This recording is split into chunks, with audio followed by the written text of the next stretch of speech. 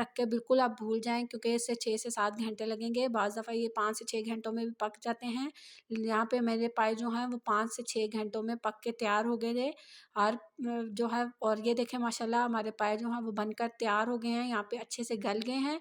आप जो है व्यूअर्स, इस स्टेज पे अगर आपको लगे कि आपके पाए गल गए हैं और आपका शोरबा ज़्यादा पतला है, तो आप आंच तेज़ करके इसे खुश्क कर सकते हैं। लेकिन उससे पहले आपने तरी हटा के एक अलग बर्तन में रख लेनी है। जब आप शोरबा खुश्क कर लें तो फिर आपने उसमें तरी ऐड कर देनी है। यहाँ पे मेरे पाए जो हैं वो बिल्कुल माशाल्लाह तैयार थे, शोरबा भी परफेक्ट था, हर चीज़। अब मैंने इसमें इस स्टेज पे डाल दिया है हरा धनिया।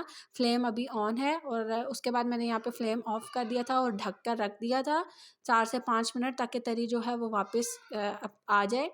और अब मैं आपको प्लेट में डिश आउट करके दिखा रही हूँ। ये देखें हमारे पाए माशाल्लाह कितने अच्छे और कितने यमी बन के तैयार हुए हैं। फिर मिलते हैं एक नई वीडियो और एक नई रेसिपी के साथ। अगर आपको मेरी रेसिपीज़ पसंद आई हैं तो जाते जाते लाइक और सब्सक्राइब ज़रूर करिएगा। अल्लाह हाफ़िज़।